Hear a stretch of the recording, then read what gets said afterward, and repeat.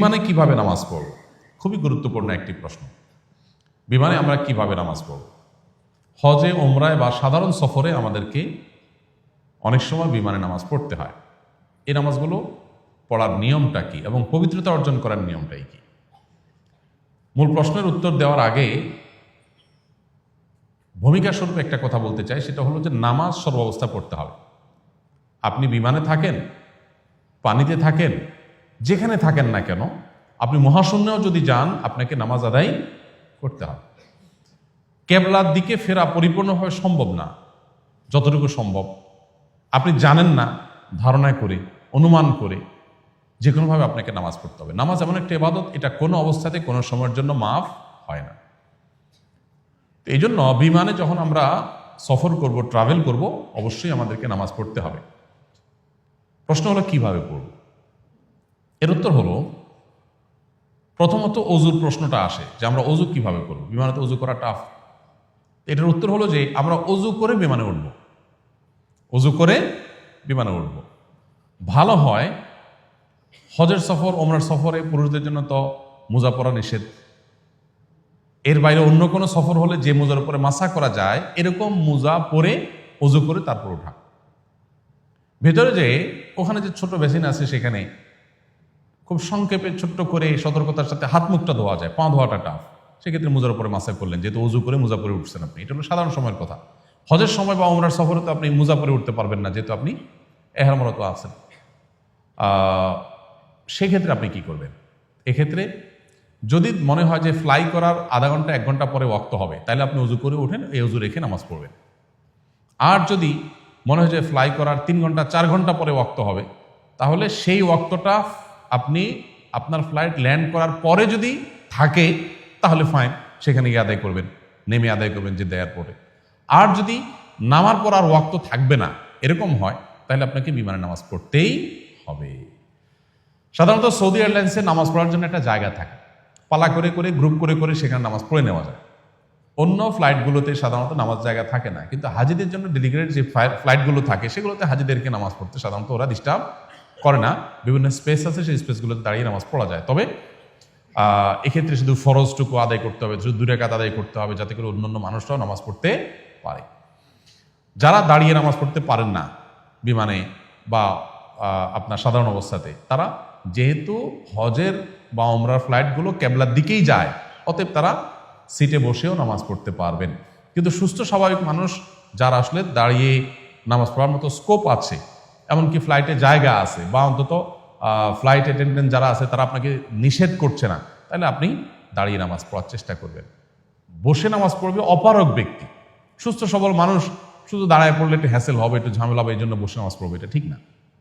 আর পবিত্রতার বিষয় হলো, আপনি অজু টজু করে উঠছেন, তারপর অজু ভেঙে গেছে, কি করবেন? ঘুম এসে গেছে, তাহলে আপনাকে পবিত্রতা অর্জন করতে হবে। 2টা উপায়।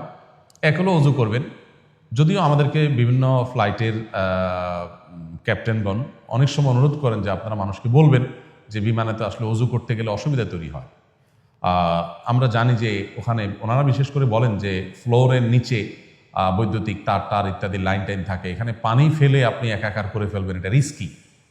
সো এটা করা যাবে না। এখন কেউ যদি নিজ দায়িত্বে অজু এমনভাবে করেন যে আমি অজু করবো, নিজে 2-10 ফোঁটার বেশি পানি পড়বে না, এবং পড়লেও সেটা আমি টিস্যু দিয়ে নিজের হাতে মুছে রেখে দিব, তাহলে তিনি করতে পারেন।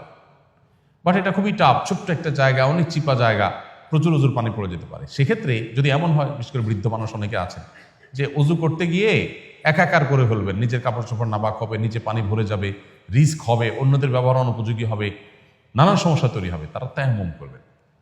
কারণ আপনি অপারগ হলে তায়াম্মুম করতে পারেন, অপারগ হয়ে গেলে তখন তায়াম্মুম করার স্কোপ আছে। এক্ষেত্রে তায়াম্মুমের মাটি অনেক সময় ওদের কাছে, হজের ফ্লাইটগুলোতে তায়াম্মুমের মাটি অনেক সময় থাকে, ছোট্ট একটা সাবানের শেপ দিয়ে তারা দেয়। আর ভালো হয় আমরা সাথে যদি একটু ছোট্ট একটা টুকরা নিয়ে যাই, টিস্যুতে পেঁচায়, ওইটা আমরা মাসায় করলাম, হাতের মধ্যে এরকম একটা ডলা দিয়ে, এরপরে ধুলাগুলো ফেলে দিয়ে মুখে একবার মুছলাম, আবার ডলা দিয়ে ঝাড়া দিয়ে এরপরে আমরা হাত কনুই পাও সহ মাসা করলাম, শেষ। 2 বার শুধু হাত এবং মুখ মাসা করলে তায়াম্মুম হয়ে গেল। আর যাদের এরকম সতর্কতার সাথে অজু করার সুযোগ আছে, যারা ইয়াং আছেন, তারা হিম্মত করতেই পারেন, কোনো অসুবিধা নেই, যে খুবই সতর্কতার সাথে করা যায়। সেক্ষেত্রে আপনি অজু করে নামাজ পড়লেন। আমি ওমরার সফরে বা হজ থেকে ফেরার ফ্লাইটে অনেকবার দেখেছি এরকম যে হাজি সাহেব, আস্ত হাজি, নামাজ পড়ছেন না। এবং গত বছরের একটা ঘটনা আমার মনে পড়ে। আমরা হজ করে আসছিলাম, থার্ড ক্যারিয়ারে আসছিলাম, সম্ভবত কুয়েত এয়ারওয়েজে আসছিলাম। সেখানে আমাদের সামনের সিটে একজন মুরব্বী আর ওনার ওয়াইফ, ওনারা দুজন বোঝাই যাচ্ছে ওমরা হজ করে আসতেছে। মুরব্বীর চুল চাষা, ড্রেস আপ, লাগেজ সব দেখে বোঝা যাচ্ছে। তো পুরো পথ বিমানে ওনারা দুজন বেশ কানে হেডফোন লাগা বেশ জম্পেশ হয়ে তারা ফিল্ম দেখতে দেখতে আসছে এবং খুব বাজে অবস্থা। তো আমাদের সাথে এক ভাই, উনি যা উঠে বলছে, এক পর্যায়ে সহ্য করতে না পারে বলছে যে চাচি হজ করে আসছেন আর বাড়িতে যাওয়া পারেন না, এখনই শুরু করছেন ফিল্ম দেখা, নামাজ একক তো পড়েন নাই।